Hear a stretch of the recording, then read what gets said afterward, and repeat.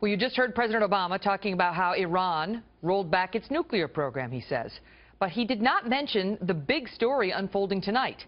10 U.S. sailors are currently in Iranian custody at this moment, arrested or rescued, depending on who you ask, after their ships entered Iranian waters earlier today after what we're told was a mechanical malfunction or running out of gas. Officials say there are already plans in place to bring the sailors home early tomorrow morning. But after this administration bent over backwards to get Iran to the nuclear bargaining table, today's headline came as a pretty big surprise to some. Texas Senator Ted Cruz was not one of them. He's a Republican candidate for president. Senator, good to see you tonight. And so what do you make of the president not even mentioning the 10 sailors now in Iranian custody? Well, Megyn, good to be with you. And I think it was unfortunately not surprising. This was less a State of the Union than it was a state of denial. He refused to acknowledge the very real challenges facing this country on Iran. He didn't say a word about 2 Navy ships now in Iranian custody, about 10 sailors. We hope not held as hostages. I will say our prayers tonight are with the sailors, are with their families. But the fact that Khamenei feels that he is able to seize our ships and seize our sailors indicates the incredible weakness of the Obama-Clinton foreign policy, and the fact that bullies and tyrants across the world are not afraid of this president, don't respect this president, and it's made the world much, much more dangerous. Iran is clearly getting bolder. Their actions in recent days and weeks and months prove that. But the president tonight said, when you look at what's happening in the world, from Iran to terrorism, it is definitely not a reflection of any decrease in American strength or leadership. Your thoughts? Well, listen, it shows how out of touch Barack Obama is with this country. He began the speech by saying how wonderful the economy is. You know, if you're a big government lobbyist in and around Washington, that's right. 6 of the 10 wealthiest counties in America are in and around Washington. If you're a billionaire hedge fund manager in New York, that's right. The rich have gotten richer under Barack Obama.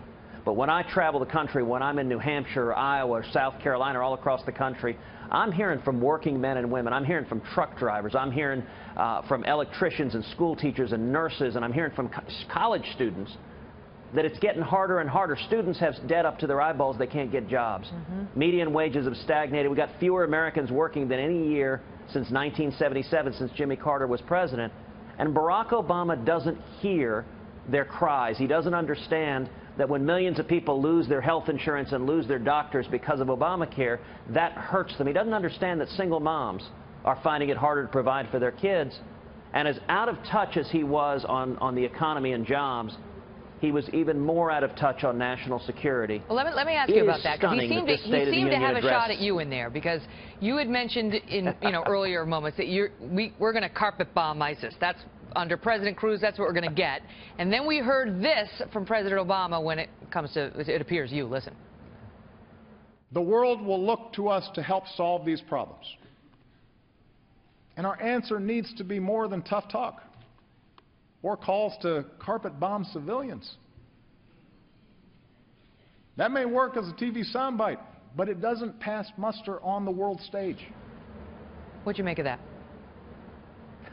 Well, listen, I will apologize to no one for my willingness and commitment to killing terrorists. This entire speech, President Obama continued his politically correct denial, refusing even to say radical Islamic terrorism. It is stunning that this State of the Union address did not say a word about the Paris terror attacks, did not say a word about the San Bernardino terror attacks, did not say a word about the Philadelphia police officer shot at 13 times, hit 3 times by a terrorist pledging allegiance to ISIS.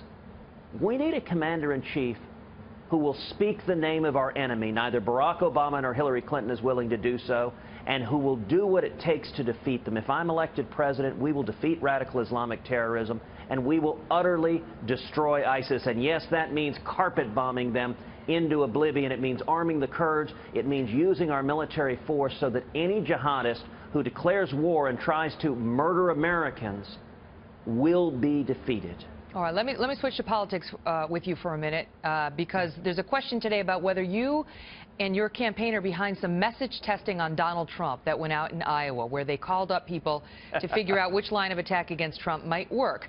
That call asked about several possible attacks on Trump and ended with a question about whether Trump's attacks on you have taken a toll. So many say you were behind it. Were you behind it, first of all? Look, I have no idea what calls are made to whom.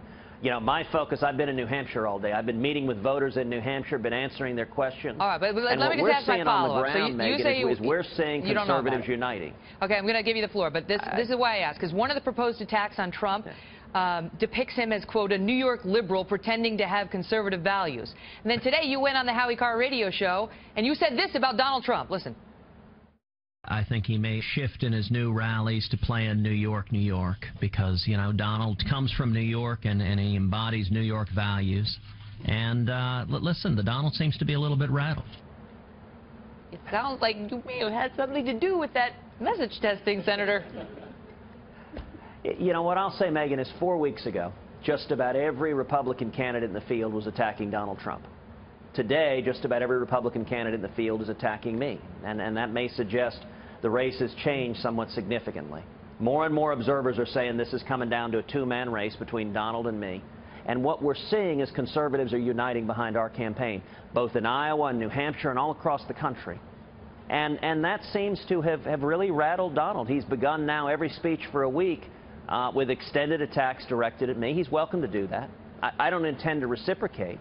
But, you know, if he wants to engage in attacks, that's fine.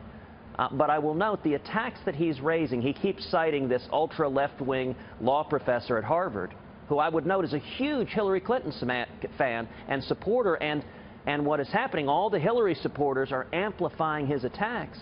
And it starts to make you wonder, gosh, why are Hillary Clinton supporters backing Donald Trump's attacks? Maybe it has something to do with the fact that Hillary in the national polling beats Donald badly. But I'm beating Hillary in the national polling, and we've seen the last two elections where the Democrats were thrilled with their Republican nominee. I think Republicans today want a strong conservative who can and will beat Hillary Clinton, and that's what we're doing on the ground. But I got to ask you very, very quickly, what are New York values? As a lifelong New Yorker, what do you mean, New York values? What are you getting at there?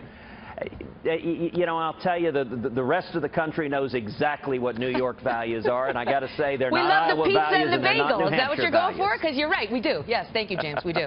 Senator, great to see you. Take care. God bless. All the best.